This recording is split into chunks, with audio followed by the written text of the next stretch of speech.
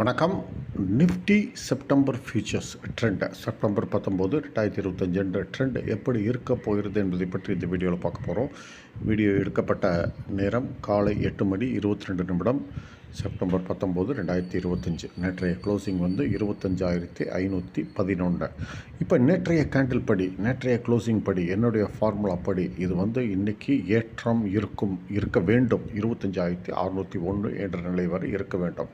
ஆனால் அதில் ஒரு சிக்கல் இருக்குது. என்னன்னு கேட்டால் கிஃப்ட் நிஃப்டி 25,473 என்ற லோயர் ஓப்பனிங், அதாவது குறைவாக ஓப்பன் ஆக போகிறது. இது ஒரு மைனஸ் ஃபேக்டர், நெகட்டிவ் ஃபேக்டர். ஏன்னு கேட்டால் இங்கிருந்து இறங்குச்சுன்னா 25,421 இது டிமாண்ட் ஜோன் என்று கருதப்படுகிறது. அதாவது இது டிமாண்ட் ஜோன் என்று கருதப்படுகிறது. இதை தொட்டவுடன் மேலே ஏற வாய்ப்பு, இதை தொட்டவுடன் மேலே ஏற வாய்ப்பு. அதே சமயம் இதை உடைத்தால் கதை கந்தல், அதை நீங்கள் உணர்ந்து கொள்ள வேண்டும். சரி, இப்போ 25,473க்கு மேலே வர்த்தகம் ஆச்சுன்னா அப் ட்ரெண்டு, அப் டார்கெட்டு 25,601.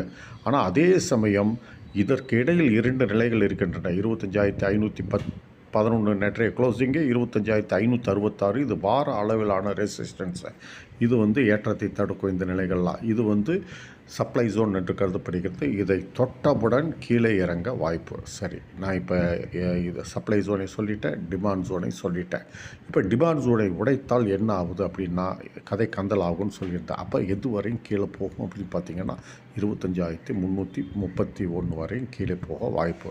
அதே சமயம் அதற்கிடையில் ஒரு நிலை இருக்கிறது, 25,350. இது என்ன நிலை என்றால் கடந்த வாரத்தில் மினி ரெசிஸ்டன்ஸ் நம்பர் 2 இது. அதன்படி இந்த 25,380 இங்கே மினி ரெசிஸ்டன்ஸ் நம்பர் 2வாக வருகிறது.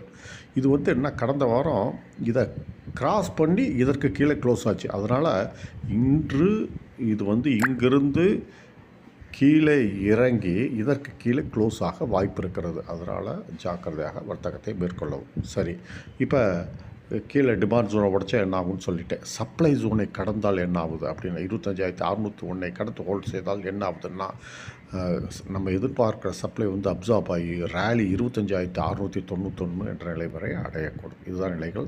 இதற்கு தகுந்தாப்போல் உங்கள் வர்த்தகத்தை அமைத்துக் கொள்ளுங்கள். நன்றி, வணக்கம். மீண்டும் அடுத்த வீடியோவில் சந்திப்போம்.